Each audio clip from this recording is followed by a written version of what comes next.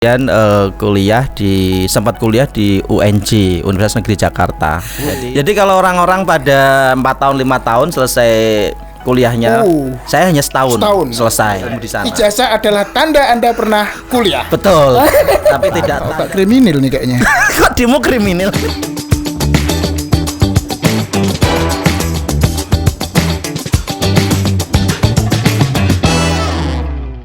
Terus lanjutan dari kisah tadi di Kupang. Saya di Kupang itu berarti kan sampai 2016. Tapi di tengah-tengah itu ini enggak saya pernah tugas enggak perbedaan tugas misal dari seksi A ke seksi B itu kan waktu itu di kantor pajak kan Kupang tuh kebetulan punya 2 KP 2 KP ya. Oh, ada 2 KP 2 KP itu. Jadi KP 2 KP itu mungkin teman-teman ada tahu kayaknya. Kantor pelayanan apa tuh KP2 kantor pelayanan penyuluhan pajak dan konsultasi. Ya, KP2 konsultasi dan penyuluhan perpajakan. Itulah kira-kira. Jadi Kupang tuh dulu tuh punya 2. Jadi KP2 KP SOE sama KP2 KP SOE itu di Kabupaten Timur Tengah Selatan. SOE. Ini Timur Tengah ini bukan daerah sana ya, Arab sana ya. Bukan ya. Bukan ya. Tapi Timur ya. Timur Tengah Selatan, TTS. Waktu itu saya di KP2 KP Rote, Bos. Itu harus nyebrang lagi dari Kupang. SOE katanya. Kan ada 2 KP, 2 KP SOE sama Rote. Rote. Saya yang di Rote. Atau di KP 2 KP Baalah itu bertempat di Kabupaten Rotendao. Kabupaten paling bawah itu dari peta.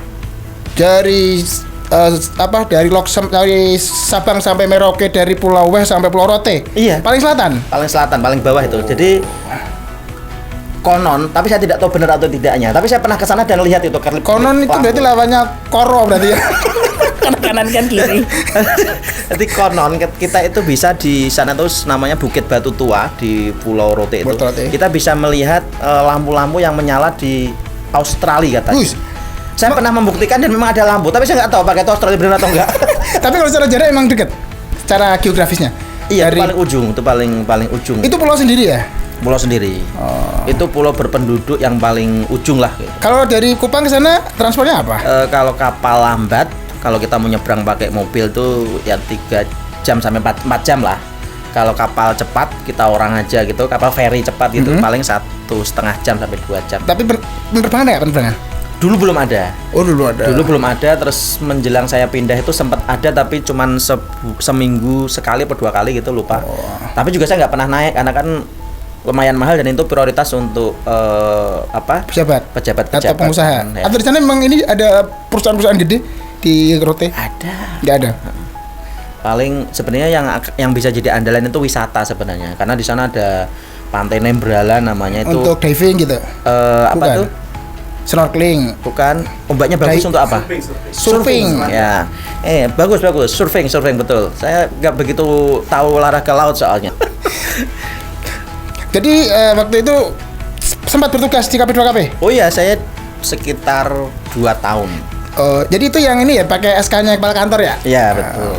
Dan itu bukan saya ditaruh. Jadi kalau ya mungkin ente juga tahu lah, kalau kita di KP2KP itu kan kayak image-nya tuh orang buangan kan gitu. Tapi waktu itu saya memang minta sendiri. Karena sadar diri atau gimana? Sebelum dibuang membuang diri. Jadi saya kan ada tugas itu bikin laporan pengamatan, terus bikin penyuluhan 2 kali dalam sebulan. Bikin laporan sama. Itu laporan aja apa ada kegiatannya sebenarnya itu? Kalau pengamatan laporan aja, bikin pengamatan misalkan ini ada perusahaan potensi gitu. Tapi kalau yang penyuluhan itu kita bikin kegiatannya, kita bikin sebulan 2 kali waktu itu. Jadi berarti waktu itu biasanya penyuluhan dengan bendahara pemerintah daerah gitu? Iya, bendahara, kadang pengusaha, tergantung siapa yang mau kita undang, guru-guru gitu-gitu. Pokoknya kita bikin apapun lah sebulan 2 kali untuk ngumpulin masa kita bersosialisasi itu. Jadi saya padatkan kadang 2 minggu selesai di sana, kadang 3 minggu selesai Anda bayangin, saya itu sebentar. Oke, lanjut. Kan sudah bayangin tadi. Jadi ini bukan mendramatisir ya, karena memang kita itu kalau menyeberang dari Kupang ke Pulau Rote itu kita harus melalui selat apa namanya? Nanti mungkin teman-teman yang dari Jadi Kupang ditulis di sini bisa lah ya. ini ya. Itu selatnya itu ombaknya gede. Gede dan ada beberapa kali kejadian kapal itu terbalik begitu. Jadi saya beberapa kali tuh bos ketika kita sudah datang cuaca buruk nggak jadi, atau kita datang cuaca buruk kapalnya tetap jalan, saya nggak jadi karena takut. dulu pada bilang entah alasan aja bilang belum mau balik ke Rote, tapi bukan, tapi kalau memang keadaannya cerah segala macam ya kita pasti berarti nyebrang lah. Dari obrolan kita fobia Anda ada 2 sebenarnya, selain ketinggian ada juga fobia air laut sebenarnya. Iya, karena bukan air laut aja, yang dalam-dalam lah pokoknya, karena saya kurang bisa berenang. Kalau ente gimana dulu waktu di Banjarmasin selama berarti 2009 sampai 2017 ya? Jadi pengumuman penempatan itu kan ketika kita magang ya. Saya magang di Jakarta. KPP Pare di dekat rumah gitu. Saya berharapnya penempatan Jakarta kayak tadi yang saya ceritakan di depan, pilihan pertama Jakarta. Yang muncul, yang tembus pilihan kedua Banjarmasin. Ya udahlah, akhirnya dipersiapkan. Tapi ketika saya lihat teman-teman yang satu kantor magang itu penempatan lebih jauh dari saya bisa tertawa gitu kan. Ente menertawakan saya dan itu yang satu kantor di KPP Pare kan, ada yang kemana-mana jauh-jauh gitu. Nah, oke, kemudian Banjarmasin yang saya bayangkan kan, waduh Kalimantan nih kan gitu ya. Pertama persepsi kita ketika kita membayangkan Kalimantan kan pasti masih tambang. Bukan, masih banyak ininya pohon, masih banyak hutan gitu. Berarti dulu belum inilah ya. Otak Anda belum begitu tercemar lah dengan tambang segala macam ini. Kan emang nggak pernah tercemar. Jadi persepsinya itu. Tapi ternyata ketika pesawat itu mendarat, betul memang bandaranya itu ya kalau ini waktu itu ya tahun 2009 itu bandaranya apalagi yang ruang terminal itu masih kayak terminalnya bis lah, mohon maaf lah, kan masih kecil gitu. Tapi kalau secara ini ya memang itu bentuknya memang bandara lah. Ada tempat mendarat pesawat lah. Kemudian bandaranya itu letaknya ternyata nggak di Banjarmasin, di Banjarbaru. Tapi dari sebenarnya lebih dekat KPP Banjarbaru ya. Kalau kita ngomong KPP yang paling dekat dengan bandara ya KPP Pratama Banjarbaru, baru KPP Pratama Banjarmasin. Tapi berapa kilo tuh jaraknya kalau dari bandara ke Banjarmasin itu KPP-nya ya mungkin sekitar 20-an lah. 20 sampai 25. Iya, lumayan dekat. Bisa dilaju lah kalau memang maksudnya naik motor pun oke lah kalau nunggu pesawatnya ini.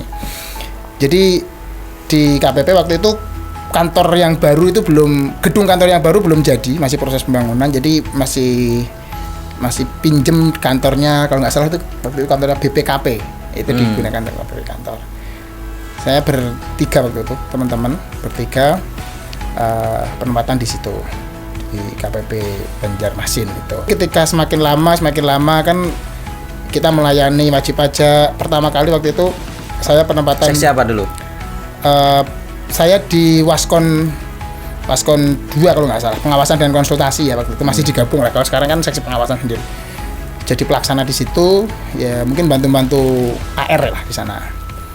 Kemudian nggak lama dipindah jadi sekretaris. Jarang-jarang sekretaris. Modelnya gini ya. Terus pindah ke pelayanan sebagai TPT. Mungkin karena face saya ini ya bagus dipandang, enak dilihat. Ada dua kemungkinan sebenarnya. Ya biar untuk nakut-nakutin wajib pajak kan bisa aja. Jangan hanya memaksakan itu persepsi Anda dong. Soalnya itu yang muncul dari survei gitu ya. Jadi mudah mengenal orang, familiar gitulah. Jadi terus tempat di situ. Cukup lama di TPT itu, kemudian ya mungkin dari sisi pekerjaan yang paling berat menurut saya TPT lah. Itu ya. Karena pekerjaannya TPT saya magang juga udah di TPT. Gitu kan, harus nunggu orang lapor. Waktu itu kan belum online ya, masih laporannya offline tuh. Waktu kantor kerja masih offline, harus nyetak bukti penerimaan dan lain sebagainya. Kalau sekarang kan sudah mengarah ke online semua. Terus kemudian pindah ke seksi pengawasan, seksi pemeriksaan sebagai pelaksana. Suruh belajar tentang metode pemeriksaan dan apa-apa lah, suruh belajar pokoknya. Itu tour of datinya lengkap ya hitungannya? Ya disiapkan terserah. betul sebenarnya untuk Terserah Bapak nanti mau jadikan saya Menteri Pertambangan apa Menteri Dalam Negeri. Jadi waktu itu selanjutnya pengangkatan AR pasti situ, baru pengangkatan AR. Angkat air tahun berapa, Bos? Saya termasuk cepat. Angkatan kita yang paling cepat itu mungkin ini ya, pengangkatan AR. 2000 berapa? 2010. Buh. 2009 kita penempatan, 2010 awal Januari akhir, tanggal terakhir bulan Januari lah. Memang ya, kalau Pengangkatan. kualitas tuh nggak bisa dibohongin memang. Kayaknya memang seperti itu. Enggak, memang itu banyak. Jadi kalau di luar Jawa. Saya itu 2014 kali ya pengangkatan. Kan itu. Apa gara-gara 15 ya. Gara-gara waktu itu kan ente jadi di KP2KP kan? Mungkin akhirnya kecap. Jadi kalau di Gitu luar kali Jawa kan memang golongan 2C waktu itu. Kita kan lulus dari, meskipun ini teman-teman semua ya, meskipun dulu di setan tuh ada D1, kalau lulus golongannya 2A. Jadi setara kayak anak SMA sebenarnya kalau masuk. Kemudian D3 kayak kami ini lulus golongannya 2C gitu. Jadi sebenarnya mungkin kalau boleh ngasih ini ke stan ya mending semuanya langsung ke D4 lah. Nah, langsung 3A semua kalau pas 3A semua. Jadi startingnya sama dengan teman-teman dari mungkin rekrutmen dari ini ya, dari umum. Sehingga atau gini, dari stan itu didempatkan semua, rekrutmen umumnya dari D3 semua gitu. Gimana ide saya? Anda malah mendowngrade yang lain. Kita usulnya mengupgrade yang sini, mendowngrade. Boleh juga sih. Nggak, maksudnya kan stan ini sebagai ya bukan stan sentris, bukan, cuma kan kalau setiap lembaga itu kan punya sekolah kedinasan. Ya, betul. Harusnya memang tempat pembelajaran kawah candil di mukanya. Jadi itu di situ memang harus digembleng. Kalau dari awal kan proses rekrutmennya aja, saya yakin lah teman-teman semua yang masuk stan ini. Kita dulu berapa tuh yang dapat? 130-an ribu kalau nggak salah, Bos. Ya 130 kurang lebih ribu lah, 129 ribu berapa gitu. Yang keterima kan cuma di angka sekitar berapa itu ya, 3.000. Ya 3.000 itulah. Jadi kembali lagi waktu tadi sampai mana saya? Jadi AR. Jadi AR tuh golongan 2C. 2010 udah jadi AR. Jadi AR golongan 2C tuh boleh tuh yang di luar Jawa. Jadi semua tuh yang di lingkup Kanwil, setahu saya sih lingkup Kanwil Kalsel ya. Banjarmasin, Banjarbaru, Palangkaraya. Jadi AR waktu itu kebetulan pengangkatan AR boleh di kantor yang tempat kita yang jadi pelaksana ya. Kalau sekarang kayaknya lebih cenderung di mutasi lah, maksudnya nggak, pengangkatan AR-nya nggak di kantor situ. Nah, jadi AR tuh di KPP Pratama Banjarmasin tuh mulai pengangkatan 2010 sampai 2017 itu. Alhamdulillah waktu ada mutasi tingkat lingkup Kanwil, puter semua, nggak keikut. Kalau ikut kan gimana? Banjarmasin itu kan yang paling dekat. Pindah jauh lagi dong saya. Saya jadi AR itu di Kupang 2014 kalau nggak salah. Itu 2010 ya, luar biasa. 10. Berarti. Itu jadi waktu itu belum ada penyuluh, belum ada fungsional penyuluh ya. Ya AR itu dibentuk jadi tim penyuluh. Jadi sempat jadi tim penyuluh. Terus jadi pengawas, AR pengawas itu sampai 2017 kemudian pindah ke Jakarta. Tepatnya di Ente pindah ke Jakarta kemana dulu? Saya 2016. Lebih kemana? dulu. Dari Kupang ke KPP Cilanda. Ente ke? Saya ke PMA 4. Wih, sadis ini. PMA itu salah satu tempat wajib pajak khusus, jadi kanwil khusus penyebutannya. Jadi memang salah satu kanwil yang menentukan ya, mungkin sekitar 20-an persen kali ya, Bos. LTO kan sekitar 40-an persen mungkin. 23 sampai 25. Dan 40-an persen itu LTO sekitar itu, kemudian kanwil khusus itu sekitar 25%. Sisanya baru dibagi kanwil-kanwil yang lain lah gitu ya. Terus di PMA sebagai AR juga. AR, tapi waktu itu jadi AR pelayanan bukan pengawasan. Oh, karena sudah ada pembagian tugas ya. Ada pembagian tugas waktu itu juga saya masuk PMA itu masih golongan 2D ya. 2D meskipun 2D akhir lah, belum sampai 3 golongan 3. Dan di waktu itu di PMA itu kan AR senior kan banyak yang golongan 3. Kan kita tahu kalau AR pelayanan waktu itu dengan AR pengawasan kan grade-nya beda ya. Dan bisa sampai grade maksimal gitu. Tapi udah luar biasa lah masuk PMA itu, enggak sembarang orang. Itu kecelakaan kayak kalau mau dibilang. Waktu itu kan ditanya mau mutasi kemana, kan ada tawaran kan. Yang sudah tadi tuh, yang sudah mencapai 7 tahun, 3 tahun tuh. Teman-teman semua tuh mutasinya minta ke home base semua tuh. Nah, saya Ente minta nggak ke punya home Jakarta. base. Nggak punya home Kan base. kampung ente nggak ada KPP. Di gunung itu kan. Jadi saya bilangnya tuh pindah ke Jakarta Selatan gitu. Kan suruh nulis Jakartanya mana, Jakarta Selatan. Karena PMA tuh di Kalibata ya, masih Jakarta Selatan kan itu. which is kan gini. Jakarta Selatan kan Jakarta yang paling masih banyak, masih adem lah. Banyak pepohonan, dekat dengan Depok, dekat dengan Bogor gitu. Masih arah ke gunung gitu, nggak arah ke laut. Anak Jaksel dong lo pengennya. Oh of course, Jaksel. Pengen jadi anak Jaksel. Nah terus saya mikirnya, wah kalau nggak di KPP Pasar Minggu, KPP Cilandak nih. Nyusul gua dong. Nyusul ente kan, KPP Cilandak kan paling ini dekat dengan Citos lah ya. Kan kita mainnya aja di Citos lah, nggak usah jauh-jauh. Paling kalau agak jauh ke PIM gitu. Ternyata dipindahnya ke situ. Waktu itu saya agak sedikit protes lah. Ngapain saya duduk PMA, kan saya, mohon maaf nih, kan saya waktu itu di perspektif saya tuh seorang AR di PMA tuh harus ngomong bahasa Inggrisnya cah-cisus lah ya. Bukannya ente jago juga bahasa Inggris. Your opinion doesn't make sense, it's not true dan lain sebagainya lah. Kan ngomongnya harus gitu. Ternyata yang datang konsultannya orang-orang kita juga. Meskipun ada yang ketika ketemu direkturnya harus pakai bahasa Inggris. Pakai bahasa Inggris ya, kita kan kelasnya kan masih ini ya average. Ente nggak bilang ke saya kan. Oh iya ya, bahasa tahun Inggris udah ya. selesai bahasa Inggris di UNJ. Udah lost lah ya itu. Hilang di luar kepala semua soalnya. Berarti kita tuh kayak ini ya. Kalau jadi film tuh bisa jadi pegawai yang tertukar gitu ya. Wah, dari sudut PMA gitu Iya ya. kan punya background bahasa Inggris jelas kan. Tapi kan bahasa Inggris Anda kayaknya sastra itu. Jadi suruh bikin puisi Itu sama lebih bikin. lebih tinggi itu. Ini kan bahasa Inggris actually. Jadi Sampai tahun berapa tuh di PMA 4? PMA 4 sampai tahun 2022. Dari Oh berarti saya 5 tahun ya? 5 tahun 2021 karena waktu itu ada pemisahan fungsi AR. AR itu hanya untuk pengawasan, kemudian ada pengangkatan fungsional penyuluh. Saya pada waktu itu ada mandatori jadi fungsional penyuluh karena dari AR was Kon 1 kan. Cuma karena waktu itu memang saya bukan passion ya, cuma pengennya jadi penyuluh.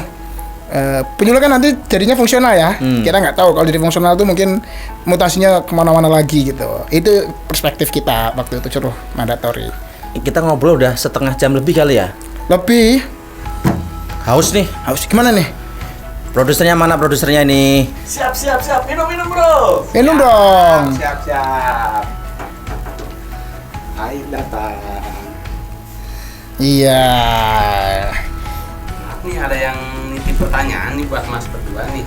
Nitip jangan pertanyaan dong. Nitip tuh uang apa? Ini ada yang Amplop. nanya, kok berani sekali gitu keluar dari zona nyaman. Padahal kan udah jadi PNS tuh udah enak gitu kan. Apa impian lah ya. Siapa yang bilang enak? Iya. Enak jadi PNS itu kan. Akang pernah jadi PNS. Belum, Kok makanya. bilang enak? Siapa yang PNS bilang? Kata orang itu masa depannya cerah, hidupnya terjamin. Dapat Makanya pensiun. orang-orang kampung tuh bela-belain buat jual kambing, jual sawah, Jual sapi. buat biaya jadi PNS. Nah ini malah keluar. Kenapa nih alasannya nih? Apa ya kalau ditanya alasan itu? Iya. Emang Akang tahu Jangan-jangan udah banyak nih. Kurang ajar ya. Cara gitu kan. Apa? Di Dirjen Pajak gitu kan. Siapa yang nggak tahu? Dirjen Pajak. Kementerian Keuangan. Enggak, maksudnya udah banyak apa yang udah banyak dosanya atau duitnya. Udah bertumpuk-tumpuk gitu. lemaknya atau apa? Teman, kenapa itu alasannya itu keluar tuh? Iya. Senyaman itu gitu kan. Oke, ya nanti kita Kita ulas bahas. juga ya. Kita bahas juga. Tolong dijawab ya. Perlu dibagi nggak? Lagi nih. Tadi Bentar. Bentar. Dulu ya. Bismillah. pajakin solusi pajak dalam genggaman. Wis. Saya baca, saya nggak ngiklan, saya baca aja nih. Supported by Pajakin.